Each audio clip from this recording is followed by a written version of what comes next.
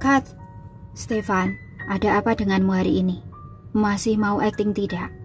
Kamu membuang-buang waktu semua orang. Chandra berteriak marah untuk ketiga kalinya karena Stefan tidak fokus. Stefan melihat sekeliling dengan ekspresi minta maaf. Maaf, beri aku 10 menit untuk istirahat. Dia tidak mengerti mengapa Yasmin memberikan sarung tangan yang dia belikan pada Irina. Melihat Stefan langsung pergi setelah selesai bicara, dia melangkah maju dan bertanya dengan suara pelan, "Kamu kenapa? Apa tidak enak badan?"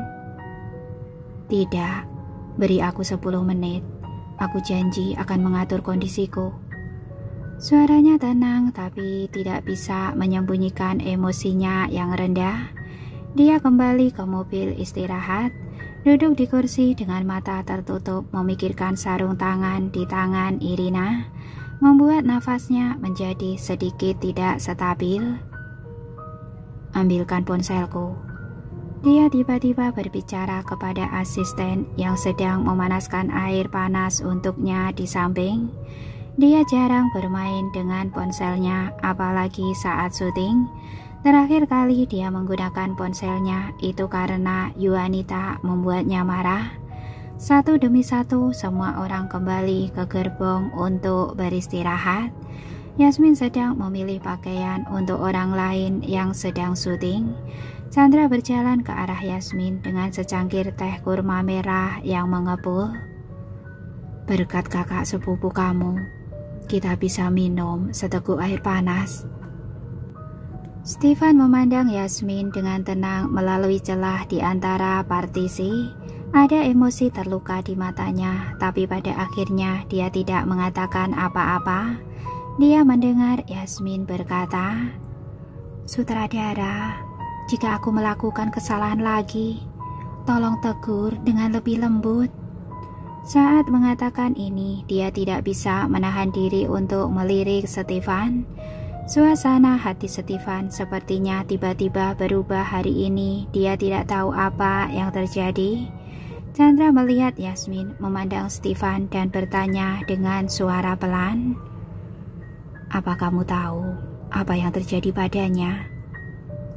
"Aku tidak tahu. Saat jogging tadi pagi masih baik-baik saja," jawab Yasmin. Keduanya bicara dengan pelan. Saat ini asisten Stefan melewati mereka. Mereka pun segera tutup mulut. Setelah memilah kostum para aktor, Yasmin pergi ke kompartemen wanita di sebelahnya. Ketika keluar, dia melihat Jason berjalan sambil memegang payung. Dia sedang memegang kantong kertas di tangannya. Ketika melihat Yasmin, dia berjalan lebih cepat. Yasmin berdiri di atas salju sehalus butiran garam. Saat Jason mendekat, dia secara alami masuk ke bawah payungnya. "Aku akan pergi mencocokkan pakaian artis. Kalau ada urusan, cepat katakan. Aku hanya punya 10 menit. Ini sepatu boot salju yang secara khusus dikirimkan ke sini. Masih ada beberapa kantong penghangat dan kaos kaki tebal. Setelah pekerjaanmu selesai, pakailah." Jason menyerahkan kantong di tangannya kepada Yasmin. Yasmin menunduk dan melihatnya, lalu perlahan mengulurkan tangan dan mengambilnya. "Terima kasih. Sarung tangan yang kupesan untukmu baru akan tiba besok. Hari ini kalau kantong airnya dingin, langsung isi baterainya. Generator memiliki daya yang cukup," lanjut Jason. Yasmin mengangguk. Ketika dia hendak pergi, Jason memberikan payung padanya. "Kamu bahkan tidak memakai payung." "Kamu tidak, Mak?" Yasmin bertanya padanya. Jason mundur 2 langkah dan berkata dengan tenang, "Mobilnya ada di sana. Hanya beberapa langkah sudah sampai." Dia berbalik dan pergi tanpa memberi kesempatan bagi Yasmin untuk bicara. Yasmin tidak bisa menahan diri untuk tidak bergumam, "Jalan yang harus dia tempuh lebih pendek." Angin dingin bertiup berulang kali. Yasmin dengan cepat masuk ke dalam mobil. Setelah pekerjaannya selesai dan para aktor pergi, dia berjalan ke sudut istirahatnya dan membuka kantong kertas. Yasmin mengeluarkan sepatu boot salju yang seluruh bagian dalam dan luarnya terbuat dari karet, lalu menyentuh bagian dalamnya yang semuanya ditutupi dengan bulu dan terasa sangat hangat saat disentuh. Dia melepas kaos kaki tebalnya dan mengenakan penghangat di punggung kakinya, lalu mengenakan sepatu boot salju barunya. Dengan begini, dia tidak perlu khawatir sepatu basah saat menginjak salju. Saat ini angin dingin dan salju cocok untuk syuting. Yasmin keluar membawa payung, namun menyadari ada yang aneh dengan suasana di lokasi syuting. Dia diam-diam menutup payungnya dan duduk di bawah tenda darurat. Aku tidak menyangka Stefan yang selalu memiliki temperamen baik, hari ini bisa hilang kesabaran. Di sebelah para pemeran pendukung bergosip dengan suara pelan. Yasmin juga berpartisipasi dalam gosip. Marah kenapa? Sepertinya asistennya membalas pesan untuknya. Tapi ini sangat umum terjadi di manajemen aktor ternama. Ponsel mereka seringkali berada di bawah kendali asisten atau manajer. Jawab karakter pendukung. Yasmin berkata, "Oh, mungkin asistennya membalas pesan untuknya dan menunda pekerjaannya." Para aktor dan staf menggigil kedinginan saat mereka bekerja hingga larut malam. Ketika Yasmin hendak pergi bersama orang banyak, Stefan tiba-tiba menghentikannya. "Apa kamu masih butuh sarung tangan?" Di sana tidak ada banyak orang, tapi Yasmin masih sedikit terkejut dia menanyakan hal seperti itu padanya di tempat seperti itu. "Tidak, kakak sepupuku bilang besok barangnya sampai." Yasmin menolak. Stefan mengangguk. "Oke, mulai besok pagi kamu jogging sendiri saja. Beberapa hari ini aku tidak enak badan. Aku akan istirahat selama seminggu." "Tidak masalah," jawab Yasmin. Melihat Yasmin berbalik dan pergi sambil tersenyum, Stefan berdiri di atas es dan salju, tubuhnya perlahan menjadi lebih dingin. Mereka kembali ke hotel berkelompok. Irina menunggu Yasmin di pintu. Saat melihat Yasmin datang, dia menggandeng tangannya. "Aku menerima penghangat yang kamu berikan untukku melalui asistenku. Terima kasih banyak ya." "Sama-sama, apa tanganmu sudah lebih baik?" Yasmin tersenyum dan berjalan menuju lift bersamanya.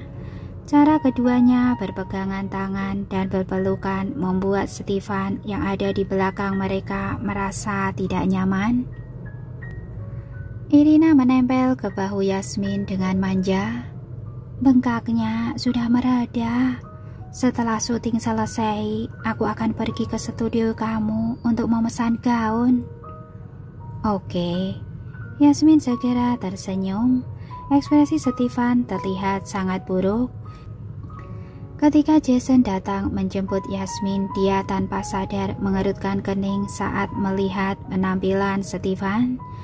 Anak ini setiap hari menatap Yasmin saat jogging, juga selalu curi-curi pandang. Kenapa hari ini tampak begitu menyedihkan? Jason yang selalu waspada terhadap Stefan tetap waspada. Tidak lama setelah Yasmin kembali ke kamar, Jason masuk. Dia memesan makanan dari luar dan akan segera diantar. Makanan di hotel ini adalah makanan yang dipesan oleh kru. Jason menganggapnya sangat tidak enak. Dia duduk di sebelah Yasmin dan secara alami mengambil tangannya dan meremasnya. "Aku akan menuangkan air panas." Yasmin berencana menarik tangannya. Bengkak pada radang dingin yang sudah ditusuk sudah mereda dan tidak terlalu gatal. Dia menggunakan air untuk merendam kakinya. Saat sibuk tidak terasa, tapi saat duduk seluruh tubuh terasa tidak nyaman.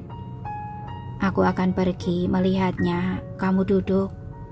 Jason bangkit tanpa mengeluh dan berjalan ke kamar mandi. Bibir Yasmin berkedut. Kalau dulu dia pasti akan sangat bahagia, tapi sekarang dia hanya merasa ironis. Jason kembali dengan air panas, mencobanya dengan tangannya. Tubuhnya gemetar karena panas sekali. Dia mengerutkan kening dan berkata, "Panas sekali. Kamu ingin kakimu melepuh?" "Pelan-pelan saja untuk penyesuaian. Pasti tidak akan apa-apa. Selain itu, ini adalah baskom kakiku. Kamu mengeceknya menggunakan tangan." Yasmin sengaja membuatnya jijik. Jason tiba-tiba mengangkat bibirnya dan tersenyum. "Aku bahkan sudah memencet kakimu. Aku saja tidak merasa jijik.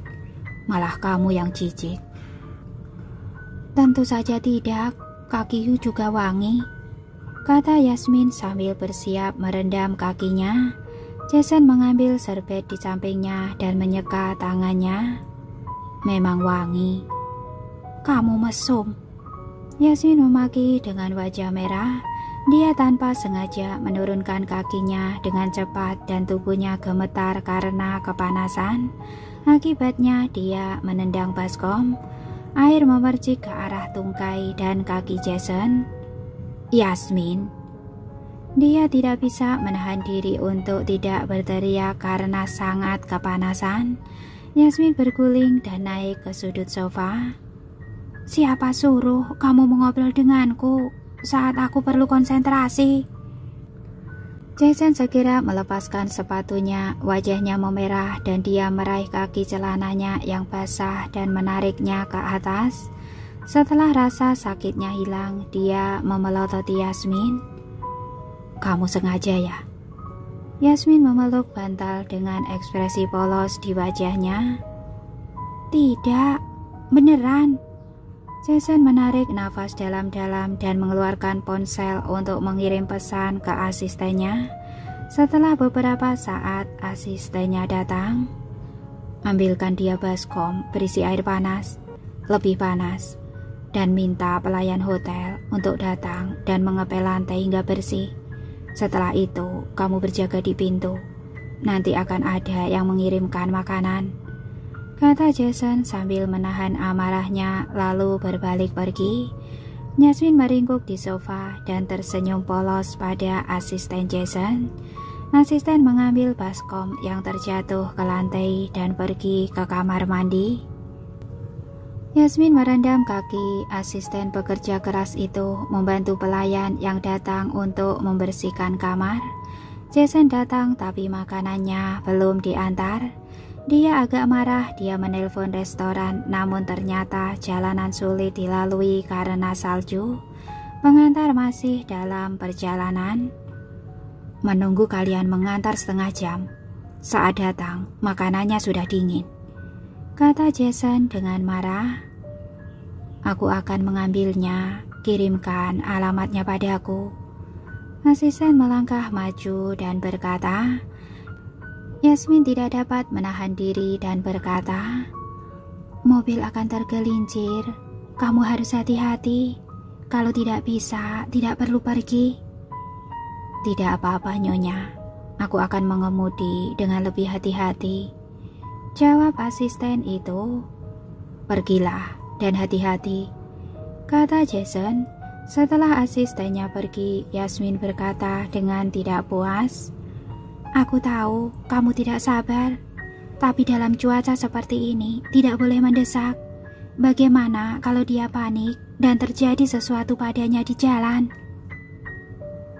"Kamu mengkhawatirkan semua orang di sekitarmu, tapi tidak mengkhawatirkan apakah aku terbakar atau tidak."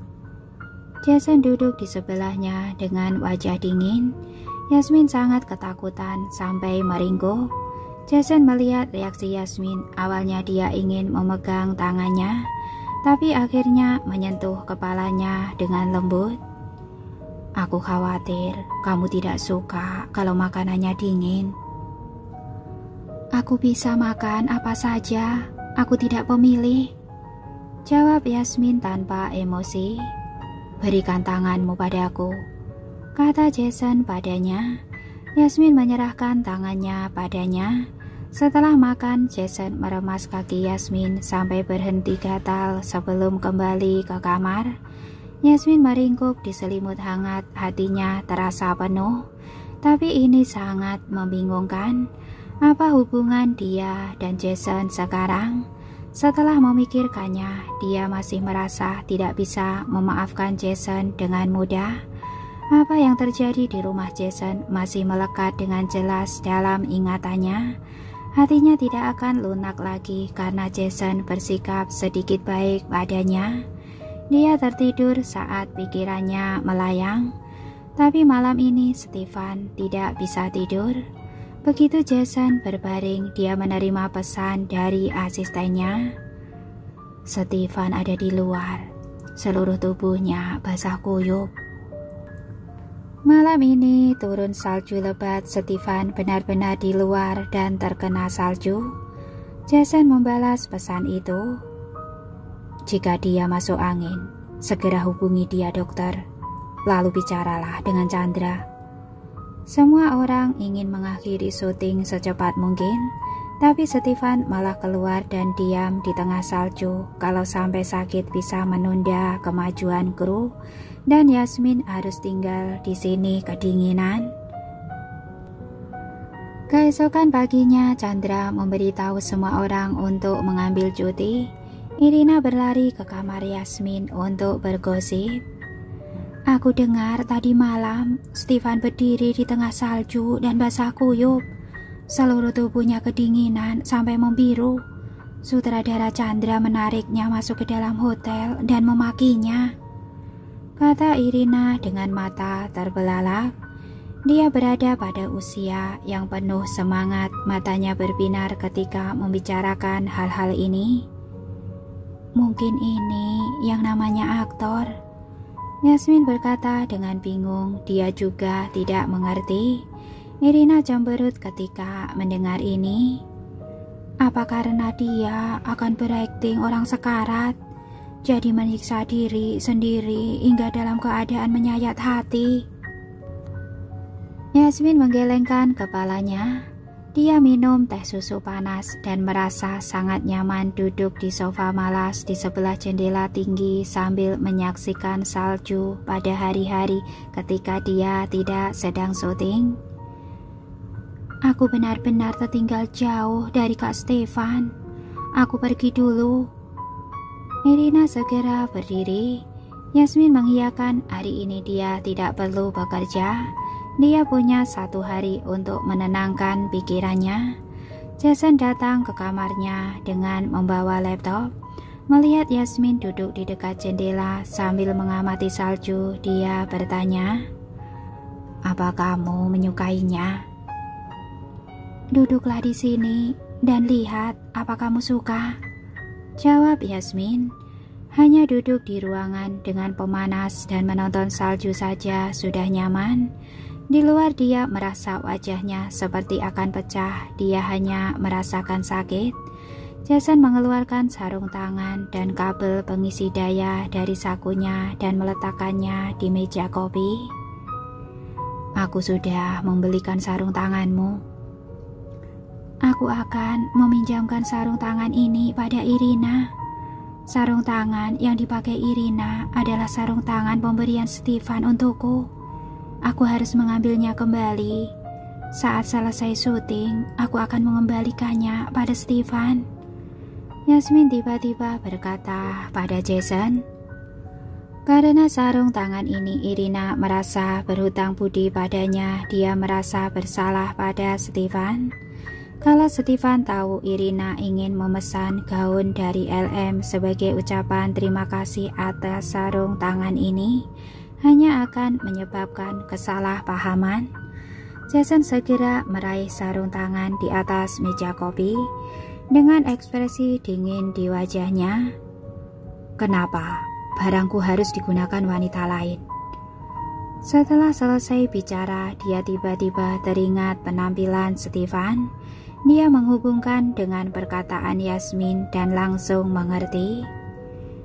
Wanita lain apanya? Dia umur berapa? Dia baru berusia 20-an, seperti seorang adik perempuan, kata Yasmin dengan tenang. Jason memasukkan sarung tangan itu ke dalam sakunya dan berkata, barang-barangku hanya bisa digunakan olehmu. Kalau begitu, aku akan menggunakan botol air panas. Yasmin mendengus dan melihat pemandangan bersalju di luar jendela. Yasmin, apa kamu harus melawanku baru merasa nyaman? Jason merasa sangat marah dan suaranya naik sedikit lebih tinggi.